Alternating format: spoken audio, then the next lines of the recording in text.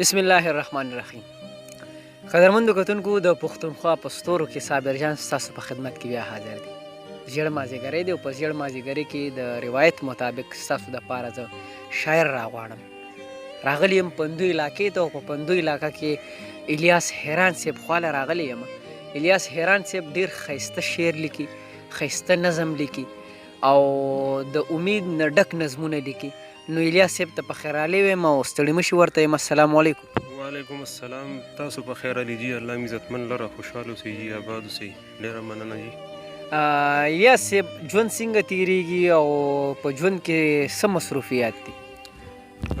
بس الحمدلله جي ښه تیریږي. بس مونږ خو 2016 کې ریټایرمنټ اخیستی دی د څه نه؟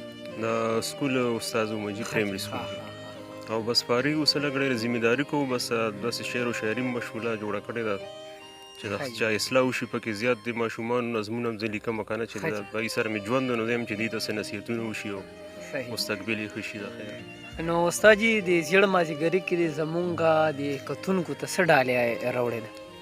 بس جوړم بیا خو به ورته دا یو نظم ویم جي ارشاد.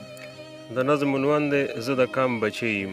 ډېر ښه. نن یم ماشوم خو د سبا ورځې زلمی یم، زه د کام بچی یم. او زه به د وطن د سرحدونو شا زلمی یم، زه د کام بچی یم. ما سره په لاس کې چې د علم شمه بله وي، توان به زما هله وي. او زه به په قومونو یم اوچت چې داسې کله وي، هر خوا به مې ډله وي. او زه به په قلم کتاب مین هره ګړۍ یم، زه د کام بچی یم. زه به د وطن د سرحدونو شا زلمی یم او زه د کام بچی یم. ډېره مننه جي. زه به د تعلیم په رڼاګانو پورته زغل کوم، تل به دا تکل کوم. او زه به په دښمن باندې زمري غوندې دنګل کوم، دا توره به تل کوم. او اوس خو د تعلیم د ښکلاګانو لیونی یم او زه د کام بچی یم. او ډېره مننه جي. زه به د وطن د سرحدونو شا زلمی یم او زه د کام بچی یم. زه به د بېوسو او ناچارو تل خدمت کوم، ننګ به په ملت کوم. او زه به د عظمت ګټه په خپل ښکلي محنت کوم، سوال به د عزت کوم. او توره به مې کار وي د خالد بابا نوسې یم او زه د کام بچی یم. او زه به د وطن د سرحدونو شا زلمی یم او زه د کام بچی یم. ډېره مننه جي.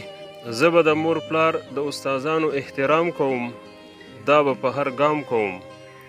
او تل د مشرانو به ادب په هر مقام کوم، دا به شا مدام کوم. او تل په دعاګانو به د دوی زه ګلالی یم او زه د کام بچی یم. ډېره مننه جي. زه به پر عمل کړم د الیاس حیران شعرونه دي، دا ښکلي لالونه دي. او هار د ماشومان د خپلې غاړې کړي ګلونه دي، نن د دې وختونه دي. او زه به د هېواد دښمن له سترګو کې ازغی یم او زه د کام بچی یم. او نن یم ماشوم خو د سبا ورځې زلمی یم، زه د کام بچی یم. زه به د وطن د سرحدونو شا زلمی یم او زه د کام بچی یم. ډېر ښه دی جي. زه د کام بچی یم. یقین وکړه چې شاعر واقعي چې د قام سترګې وي او شاعر د دې را روان نسل نه، د دې را روان قوم نه ډېر زیات امیدونه لري. نو ویمه چې الیاس صاحب خو په داسې وړوکي نظم باندې نه پرېږدو او بل به ترې هم څه اورو. نو الیاس صاحب په اخر کې راته بل څه ډالۍ کړه. بس جي یو غزل به بل ویم. ارشاد جي. مطلب ده چې اخر به تیر شي دا دوران خو به همداسې نه وي. اخر به تیر شي دا دوران خو به همداسې نه وي. اخر به گیر شي ظالمان خو به همداسې نه وي. او د راحت ورځې خامخا راځي د سختو نه پس، د راحت ورځې خامخا راځي د سختو نه پس. تل په جړا د مظلومان خو به همداسې نه وي. ډېره مننه جي. دا چې واړه واړه ګلونه رجوي په لاسو، دا چې واړه واړه ګلونه رجوي په لاسو، تاسو ته وایم شرمخان خو به همداسې نه وي. او آخر روچت به قلمونه کړي په درد د ولس، آخر روچت به قلمونه کړي په درد د ولس. په خوب اوده ټول شاعران خو به همداسې نه وي. او جوړ به دیوال شي د دې ظلم د سیلاب مخې ته، جوړ به دیوال شي د دې ظلم د سیلاب مخې ته. او تل تار په تار مسلمانان خو به همداسې نه وي. ډېره مننه جي.